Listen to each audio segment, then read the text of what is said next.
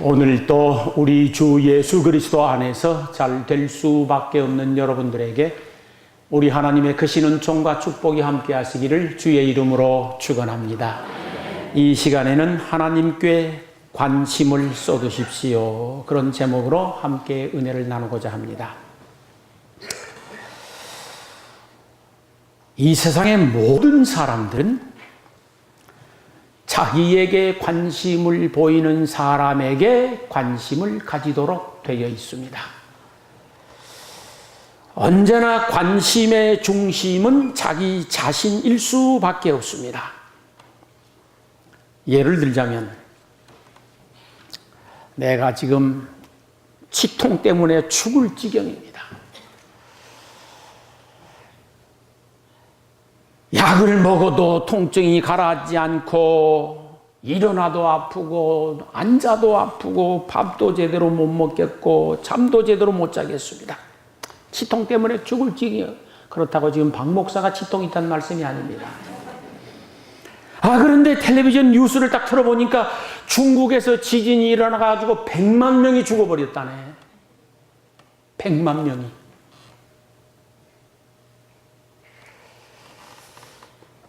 지금 치통을 앓고 있는 사람이 어디에 더 관심이 클 것 같습니까? 100만 명이나 죽은 것하고 내가 이빨이 아파 죽을 지경이야. 지금 잠을 못 자고 있어. 어느 쪽에 관심이 클 것 같습니까? 사람은 자기 치통에 관심이 있게 되어 있습니다. 내 집 아기가 저 길을 건너다가 차에 부딪혀서 한쪽 다리가 부질러져 버렸습니다. 큰일 났습니다. 그런데 그와 동시에 저쪽 동네 아이가 차에 치여 죽었습니다. 내 아이 다리 다쳐 부러진 것하고 건너편 마을 아기 죽은 것하고 어느 쪽에 관심이 더 많을 것 같습니까? 자기 아기 다리에 관심이 더 많게 되어 있습니다. 이걸 불합리하다고 생각해서는 안 됩니다. 사람이란 본능적으로 그러게 되어 있습니다. 내 차가 옛날 싸구려 티코입니다. 그것도 중고입니다. 한 200만 원 주면 사고도 남습니다. 그런데 누군가가 이 헌 자동차 티코 문에 크게 그려놓고는 뺑소니를 해버렸어. 꼬라지가 나 죽겠네 그럼 쳐다보니까. 그런데 강남에 누군가가 최고급 승용차 5억짜리를 잊어버렸다네. 그 사람은 아예 그냥 잊어버렸어. 나는 낡은 티코 문짝에 좀 긁혔어. 어느 쪽에 관심이 많겠습니까?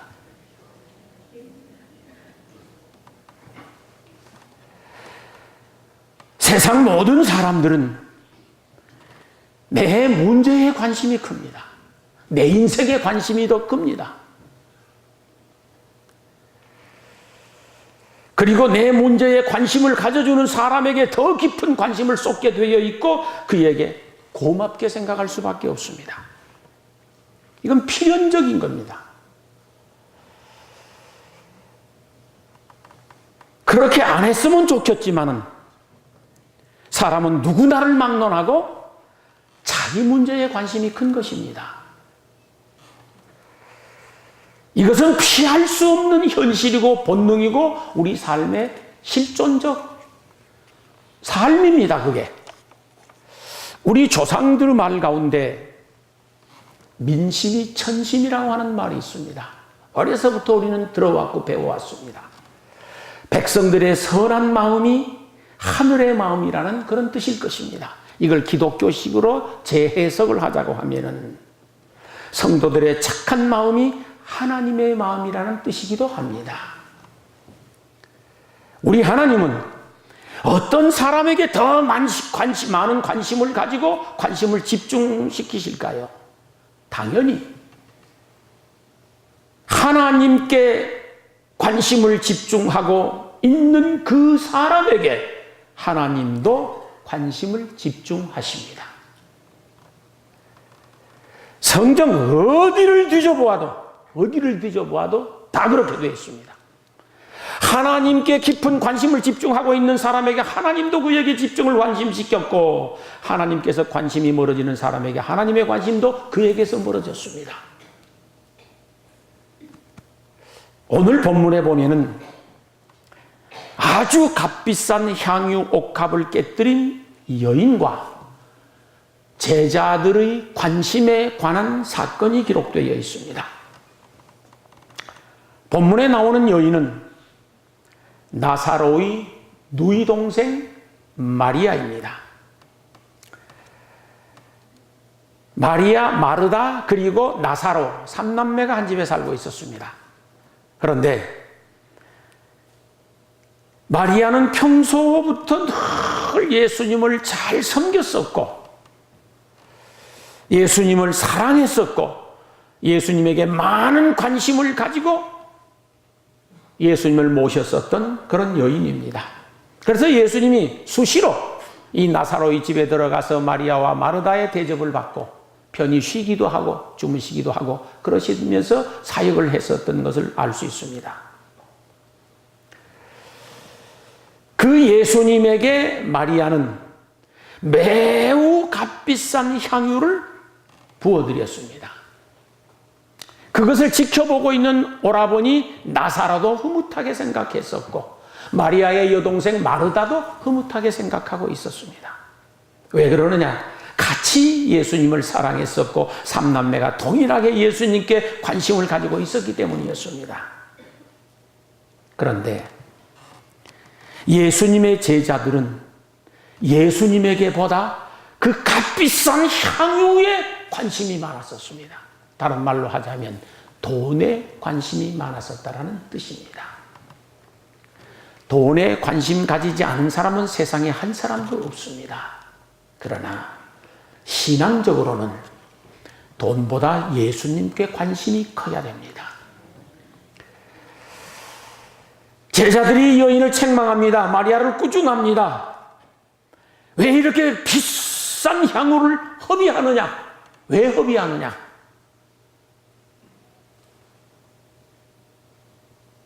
믿음이 없는 사람은 예수님께 드리는 모든 것, 그것이 시간이든지 물질이든지 성의든지 자기 노력이든지 어떤 것이든지 다 좋습니다. 그것이 허비로 느껴집니다. 믿음이 없으면 허비로 느껴집니다.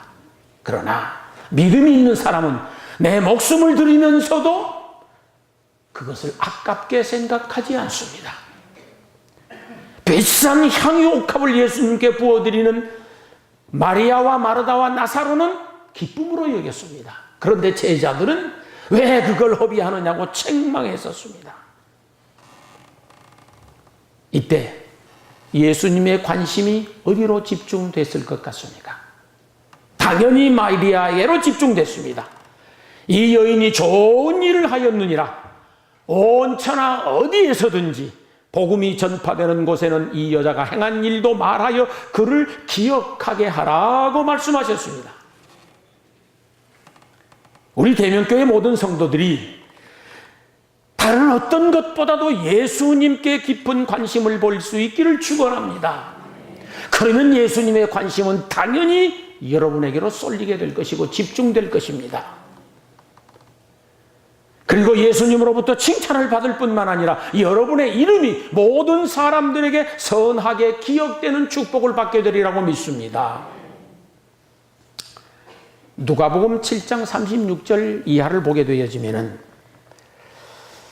어느 죄인인 한 여자가 등장을 합니다. 이 여자 역시 매우 값진 향유를 예수님의 발에 붓고 눈물을 흘리며 자기 머리털을 풀어 예수님의 더러운 발을 씻어드린 사건이 나오는데, 이 여인을 창녀라고 합니다.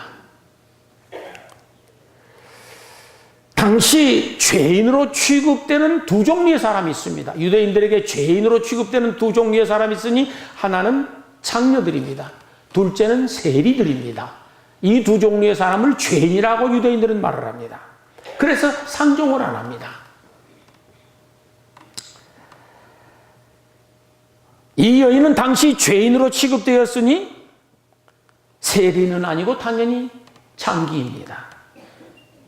그리고 머리털로 예수님의 발을 씻을 정도의 긴 머리털을 가지고 있다고 하면은 마땅히 장기입니다. 당대 일반 가정 여인들은 머리를 길게 늘어뜨리지 않았습니다. 장기들만 머리를 길게 풀어 헤쳤습니다. 그런데 이 여인이 예수님으로부터 큰 은혜를 받은 사람이었습니다. 얼마나 삶이 팍팍하고 기구하고 어려웠으면은 장기 노릇하면서 돈을 모았겠습니까? 돈 버는 방법 자체는 잘못됐지만은 그 마음은 이해를 해 주셔야 됩니다. 세상 사람들이 다 비난합니다. 다 욕합니다. 다 손가락질하고 조소하고 냉소하고 비난하고 어느 누구도 상종을 하려고 하지 않습니다. 왜? 장녀이니까. 그런데 예수님께서 그를 만나 주셨습니다. 그리고 그를 이해해 주셨고 그의 모든 죄를 용서해 주시고 그를 사랑해 주셨습니다. 예수님이 그 여인을 끌어안아 주셨습니다.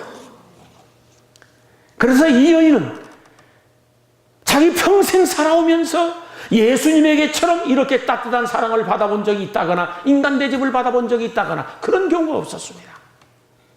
그런데 세상 누구도 눈여겨보지 않고 욕만 퍼부어대고 손가락질을 해야 되는 이 여인을 예수님은 사랑해 주셨고 그의 모든 허물과 죄를 용서해 주었으며 그에게 깊은 관심을 보여주었습니다. 그래서 이 여인의 모든 관심이 그때부터는 예수님께로 집중되기 시작합니다. 어떻게 하면 예수님의 은혜에 보답할 수 있을까? 어떻게 하면 예수님께 내가 더 잘해드릴 수 있을까? 어떻게 하면 예수님을 기쁘시게 해드릴 수 있을까? 거룩한 고민을 하고 살았습니다. 그런 고민이 여러분들에게 있기를 소망합니다.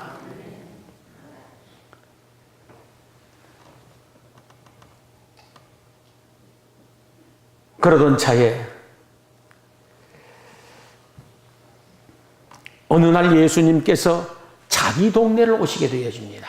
자기 동네를 오시는데 바리새인들이 예수님을 초청해서 식사를 대접하시게 되었습니다. 당시 바리새인들은 그래도 종교 지도자 측에 들어가는 인테리급에 들어가는 사람들입니다. 한량들입니다. 돈도 넉넉한 사람들이고 세상 권력도 가지고 있는 사람들이고 부족함이 없는 사람들인데 이분들이 예수님을 자기 집에 초청해서 식사를 대접합니다.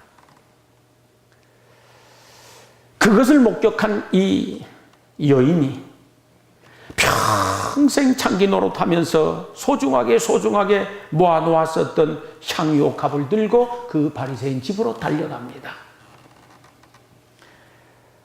누가 오라고 초청한 사람 없습니다. 그러나 예수님을 향한 사랑의 열정이 가만히 있을 수가 없었습니다. 그래서 예수님 발 앞에 엎드려서 하염없이 눈물을 흘립니다. 과거에 흘렸었던 눈물과는 전혀 다른 눈물입니다. 과거에는 분통 터져 울었어요. 억울해서 울었습니다. 욕먹고 울었습니다. 비난받고 울었습니다. 자기 팔자 타령하면서 눈물 지었습니다. 그런데 이번에 흘린 눈물은 과거의 그런 값싼 눈물과는 전혀 다른 눈물이었습니다. 예수님의 은혜에 감사하여 흘리는 감격의 눈물이었습니다.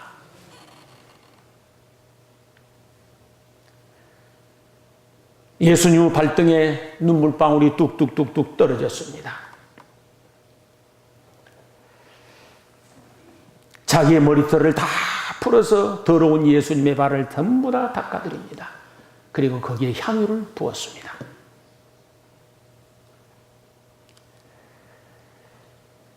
바리새인들이 욕을 합니다.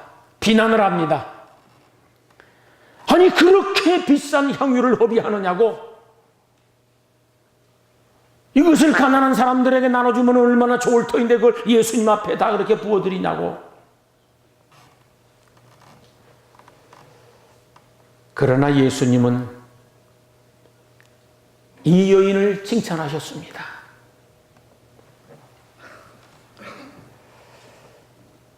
이 여인에게 예수님의 관심이 그때부터 집중되기를 시작했었습니다. 그리고 크게 축복해 주십니다. 여자여, 내 믿음이 너를 구원하였으니 평안히 가거라. 여인이 예수님의 발에 눈물을 흘리고 머리털로 그 예수님의 더러운 발을 다 씻어드리고 향유를 부어드린 것은 예수님에 대한 존경의 표시였습니다. 제가 예수님을 정말로 존경합니다. 그리고 예수님에 대한 사랑의 표시였습니다. 제가 온 마음과 정성 다하여 예수님을 사랑합니다. 그리고 헌신의 표징이었습니다. 내 평생, 내 인생 다 바쳐 주님을 섬길 것입니다 라고 하는 뜻으로 그렇게 한 것이 옳습니다.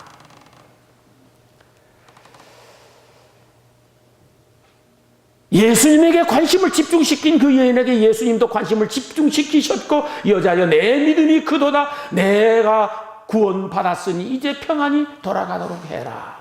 그러면서 수많은 사람들과 제자들과 바리새인 앞에서 칭찬하셨습니다. 축복하셨습니다. 사랑하는 성도 여러분,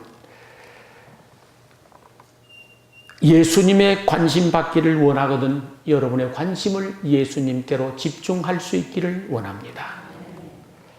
그러면 틀림없이 예수님의 관심은 여러분들에게로 쏠리게 될 것이고, 그러면 이 여인이 받았었던 것처럼 아무개야 내 믿음이 너를 구원하였으니 평안히 가라 하온 축복을 받게 되리라고 믿습니다. 몸이 아픈 성도들에게는 치유의 구원이 임할 것이고, 근심 걱정거리를 가지고 계시는 분들에게는 문제 해결의 구원이 임할 것을 저는 믿습니다. 예수님의 시선만 나에게로 집중되어지고 예수님의 관심만 나에게로 집중된다고 하면 내 인생의 문제는 일순간이라고 봅니다. 우리 선조들이 좋은 말을 했습니다. 사람 팔자 시간 문제라 그럽니다. 하나님이 축복하시면 어떤 것이든지 가능하고 되리라고 저는 믿습니다. 아무리 힘들고 어려운 상황에서도 여러분의 관심을 예수님께로 집중할 수 있기를 소망합니다. 여러분의 관심을 예수님께 쏟을 수 있기를 소망합니다. 그러면 예수님의 관심은 여러분에게로 쏠릴 것이고 여러분에게 집중되어짐으로 말미암아 구원이 여러분들에게 임하게 되어지고 구원을 체험하게 되리라고 믿습니다. 우리 믿음의 조상 아브라함을 한번 보십시오. 일편단심 하나님이었습니다. 하나님의 말씀이었습니다. 여러분이 잘 아시는 대로 그의 나이 75세 하나님으로부터 축복의 말씀을 듣습니다. 여호와께서 아브라함에게 이르시되 너는 너희 본토 친척 아비집을 떠나 내가 지시할 땅으로 가라. 내가 너로 큰 민족을 이루고 네게 복을 주어 내 이름을 창대하게 하리니 너는 복의 근원이 될지라. 너를 축복하는 자에게는 내가 복을 내리고 너를 저주하는 자에게는 내가 저주를 내리리니 땅의 모든 족속이 너로 인하여 복을 받을 것이니라 그랬습니다. 아브라함은 자기 자손이 하늘의 별처럼 바닷가의 모래알처럼 번성하게 될 꿈을 가지고 하나님의 말씀만 믿고 무작정 떠났습니다. 입장은 떠날 입장이 아닙니다. 75년 동안 자기가 살아오던 터전이 있습니다. 거기에 모든 일가 친척들 다 있습니다. 자기 삶의 모든 것들이 거기다 묻어 있습니다. 그걸 놓고 떠난다는 건 결코 쉬운 일이 아니었을 것입니다. 그러나 아브라함은 하나님이 복 주신다라고 하는 말씀을 믿었습니다. 믿음이란 무엇인가? 하나님께서 말씀하실 때에 납득이 안 되고 이해가 안 되고 도대체 내 생각과는 전혀 다르다고 하더라도 하나님의 말씀을 믿고 아멘하고 순종하며 따르는 것인 줄 믿습니다. 내 생각과 달라도 내 경험과 달라도 내 지식과 달라도 도대체 이해가 안 되고 납득이 안 되고 도대체 이게 말이 안 되는 거예요. 그래도 하나님이 말씀하셨으면 아멘하고 순종하는 것이 진실된 믿음이라고 확신합니다.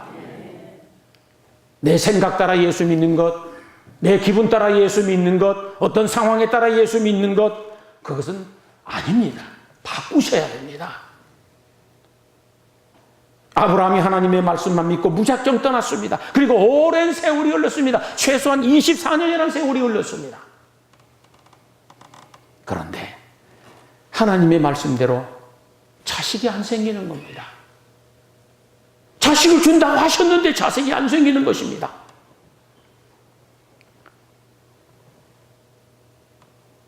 일 년 지나 2년 지나 10년 지나 20년 지나 자식 생길 기미는 털끝만큼도 안 보이는 겁니다. 그래도 그러잖아요. 하나님이 무슨 축복의 말씀을 하셨으면은 세월이 흘러감에 따라서 조금씩 호전된다거나 어떤 기미가 보인다거나 무엇인가 좀 손에 잡히는 것이 보인다거나 눈에 보이는 것이 있다거나 그러면은 좀 희망이 더 생기고 용기도 생기고 자신감도 생기고 더 적극적으로 하나님께 가까이 하겠는데 아브라함에게는 그러지 않았습니다. 그의 고백대로 말하자고 하면 자기 몸에 죽은 것 같음과 사라의 태에 죽은 것 같이 되어버렸다라는 거야. 자기는 더 이상 부인과 잠자리 할 수 없고 자식을 가질 수 없게 되어버렸다는 거야. 완전히 끝난 겁니다. 사라의 태도 이미 경도가 마른 지 오래돼 버렸습니다. 더 이상 자식을 가질 수 없습니다. 절대 불가능한 생리적 현상입니다. 그럼에도 불구하고 아브라함은 하나님의 말씀에만 집중했습니다. 하나님의 말씀에만 집중했습니다. 끝까지. 그랬었더니 하나님께서 마지막 25년 되던 해에 그의 나이 100세가 되던 해에 그에게 회춘의 복을 주셨습니다. 아브라함과 이삭에게 둘 다 회춘의 복을 주셨습니다. 그래서 자식을 낳았습니다. 도저히 사람으로서는 상상할 수도 없는 일이었지만은 하나님이 축복하시니 된 것입니다. 저희들도 하나님께 깊은 관심을 가지고 하나님의 말씀에 깊은 관심을 집중할 수 있게 되기를 소망합니다. 그러면은 아브라함에게처럼 소망하는 꿈도 이루고 놀라운 은혜와 축복도 받게 되리라고 믿습니다. 다윗과 압살롬을 한번 비교해 보았습니다. 다윗과 압살롬은 부자지간입니다. 그런데 다윗의 관심은 일편단심 하나님뿐이었습니다. 잘 될 때도 하나님, 못 될 때도 하나님, 궁궐에 앉아서 천하를 호령하며 부귀영화를 누릴 때도 하나님, 사망의 음침한 골짜기 같은 비참한 지경에 추락해서 한 끼 끼니를 구걸해야 했었던 그 절체절명의 위기 가운데서도 일편단심 하나님이었습니다. 그도 한때는 실수한 바가 있습니다. 하나님의 뜻을 역행한 적도 있고 말씀에 순종하지 못하는 것도 있고 죄를 범한 경우도 있었습니다. 그러나 보편적으로 그의 인생 전체를 두고 보면 틀림없이 다윗의 모든 관심은 하나님께였습니다. 하나님께였습니다. 그런데 아들 압살롬의 관심은 어떠했습니까? 오직 권력과 부귀 영화뿐이었습니다. 그래서 아버지 다윗을 죽이려고 혈안이 되어서 날이면 날마다 칼 갈고 쫓아다녔습니다. 그 결과 어떻게 되었습니까? 압살롬은 하나님도 잃었습니다. 권력도 잃었습니다. 부귀영화도 잃었습니다. 마지막 비참하게 죽임을 당했습니다. 그러나 다윗은 모든 것을 얻었습니다. 권력도 얻었습니다. 부귀영화도 얻었습니다. 결말이 너무도 아름답고 좋은 인생으로 마무리되게 됩니다. 그리고 성경에 보면은 다윗의 집안은 점점 더 흥왕해 가더라. 그렇게 기록되어 있습니다. 저희들도 내 인생의 모든 관심을 하나님께로 집중할 수 있기를 소망합니다. 그러면은 하나님으로부터 놀라운 은혜를 다윗처럼 받을 것이고 갈수록 잘 될 것이고 끝이 좋은 인생들이라고 믿습니다.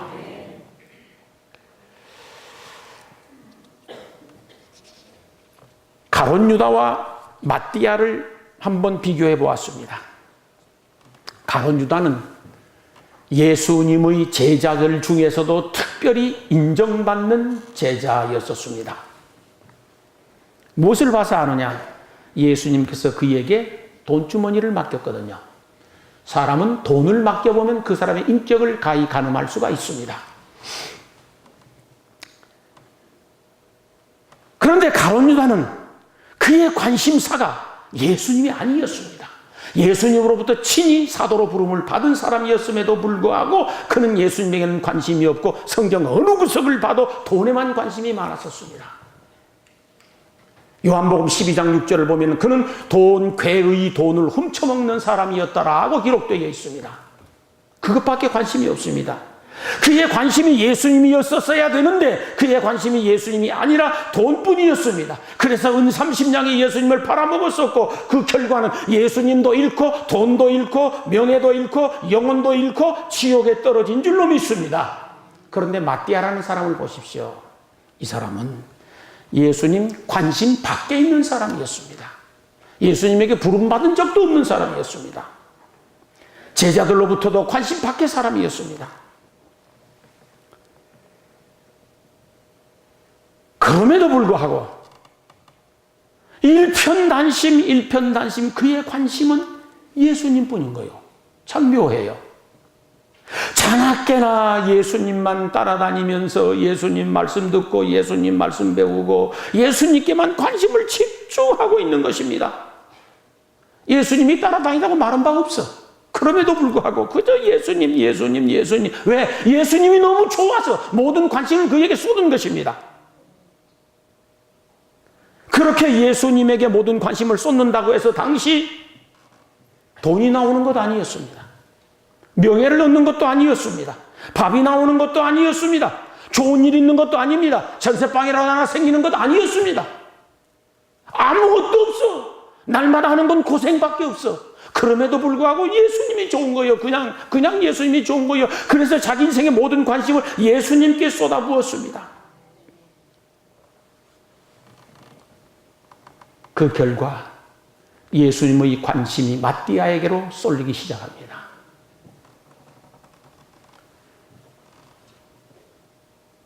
마띠아는 가룟 유다가 놓친 그 존귀한 사도의 열반에 들어가게 됩니다. 가룟 유다가 놓친 모든 축복을 다 얻게 되어집니다. 성경에 그는 훌륭한 인물로 기록되어 있습니다. 저희들도 마띠아처럼 모든 관심을 예수님께 집중할 수 있기를 소망합니다. 그리하여 예수님의 관심이 여러분들에게로 집중되어지고 그러므로 말미암아 은혜도 받고 복도 받고 영광도 얻을 수 있게 되기를 주의 이름으로 축원합니다. 쌍둥이 형제 에서와 야곱을 비교해 봅니다. 에서는 쌍둥이지만 먼저 태어났으니 형이고 야곱은 동생입니다. 그런데 에서의 관심은 우선 먹기 좋은 데만 쏠리는 겁니다. 우선에 먹기 좋은 팥죽에만 그는 관심이 있습니다. 장자의 명분 그런 데는 별로 관심이 없었습니다.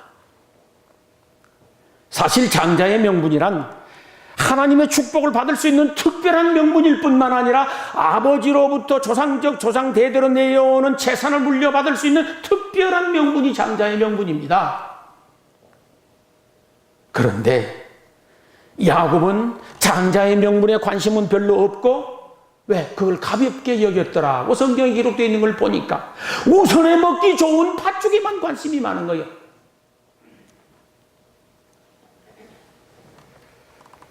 그 결과 장자의 명분을 상실했습니다. 하나님으로부터도 아버지로부터도 장자의 축복을 하나도 받지 못했습니다. 그런데 야곱은 지금 당장 먹을 팥죽에는 별로 관심이 없는 것 같습니다. 장자의 명분에만 관심을 집중시키고 있는 것을 볼 수 있습니다. 그래서 둘째이면서도 첫째가 받을 장자의 명분을 자기가 바뀌었다고 굉장한 관심을 보이는 거예요. 왜? 장자의 명분을 받으면 하나님으로부터 복을 받으니까 조상적부터 장자가 받는 모든 축복들을 배물림에서 받으니까 그래서 지금 눈에 보이는 팥죽이 아니라 눈에 보이지 않지만 장자의 명분에 관심을 가졌었던 것이 옳습니다. 이걸 저는 큰 욕심쟁이라고 말할 수 있습니다. 우리말에는 소탐대실이라는 말이 있습니다. 작은 건 욕심내다 큰 걸 잃어버린다라고 하는 뜻입니다. 에서는 작은 돈 욕심내다가 정말 큰 걸 잃어버린 사람이고 야곱은 작은 걸 버리고 큰 걸 욕심냈었던 사람입니다.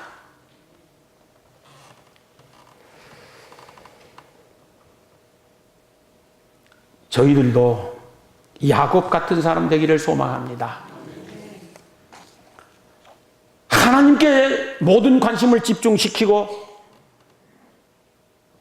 하나님께 복받을 명분에 집중할 수 있기를 소망합니다.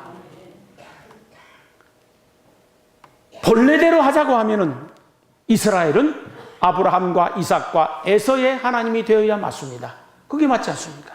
아브라함과 이삭과 에서의 하나님이 되어져야 하는데 성경 어디를 보아도 아브라함과 이삭과 야곱의 하나님으로 되어 있습니다. 그것은 야곱이 하나님의 축복에 집중했기 때문입니다. 저희들도 하나님께서 우리에게 주신 성도라고 하는 명분, 기타 여러 가지 직분이라고 하는 명분을 소중히 여길 수 있기를 소망합니다. 그 명분들은 틀림없이 복 받을 명분인 줄로 저는 확신합니다. 저는 정말 확신합니다. 내가 오늘 죽어도 이건 사실입니다. 그 명분 소중히 여기는 사람들에게는 야곱의 축복이 틀림없이 있을 것을 믿습니다. 사랑하는 성도 여러분, 만복의 근원이 되시는 하나님께 이전보다 더 깊은 관심을 가질 수 있기를 소망합니다. 그러면 우리 하나님의 관심은 여러분들에게로 집중될 것이고 쏠리게 될 것을 저는 믿습니다. 날마다 일상에서부터 하나님께 관심을 쏟으십시오. 새벽에 눈을 뜨면 제일 먼저 하나님을 찾으십시오. 아니, 잠결에라도 하나님을 찾고 꿈결에라도 하나님을 찾는 그런 믿음을 가지십시오. 그러면 하나님의 관심은 여러분들에게로 집중됩니다. 틀림없이 그렇게 됩니다. 하나님의 관심이 여러분에게로 쏠리는 순간 여러분의 인생은 긍정적으로 변할 것을 저는 믿습니다. 하나님의 관심이 여러분들에게로 집중되는 그 순간부터 여러분의 이름이 세상에 널리 알려지기 시작할 것입니다. 어린아이는 눈만 뜨면 엄마를 찾습니다. 아니, 눈을 감고도 더듬거리며 엄마를 찾습니다. 잠결에도 엄마를 찾습니다. 어디서 무엇을 하든지 엄마입니다. 어린 아기의 모든 관심은 엄마에게만 집중되어 있습니다. 그리 안 한 아이는 없습니다. 그러니 엄마의 관심은 자연적으로 다 아기에게 집중될 수밖에 없습니다. 아기는 눈 감아도 엄마, 눈을 떠도 엄마, 잠결에도 엄마, 일어나도 엄마, 오직 엄마밖에 없어. 그러니 엄마의 관심이 어디로 가겠어요? 아기에게 갈 수밖에 없습니다. 엄마의 관심이 아기에게 집중되어 있는 순간부터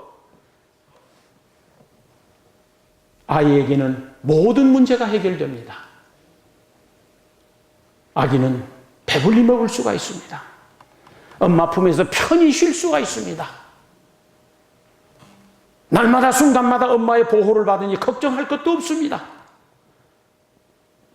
엄마의 관심이 아이에게 집중되어 있는 이상 이 아이는 행복하게 살 수 있습니다. 사랑하는 성도 여러분, 과거의 어느 때보다도 하나님께 더 깊은 관심을 보일 수 있기를 소망합니다. 그러면 틀림없이 하나님의 관심은 여러분들께로 집중될 것입니다. 여러분의 관심이 하나님께로 집중되면 하나님의 사랑받습니다. 여러분의 관심이 하나님께로 집중되어지면 하나님의 보호받습니다. 여러분의 관심이 하나님께로 집중되면 틀림없이 하나님의 축복을 받습니다. 여러분의 관심이 하나님께로 집중될 때 하나님의 관심이 여러분의 구석구석마다 집중될 것이고 여러분의 인생은 긍정적으로 변화될 것을 저는 믿습니다. 여러분의 관심이 하나님께로 집중됨으로 말미암아 하나님의 더 크고 깊은 관심이 여러분들 삶에 집중되어질 수 있기를 주의 이름으로 축원합니다. 기도하시겠습니다.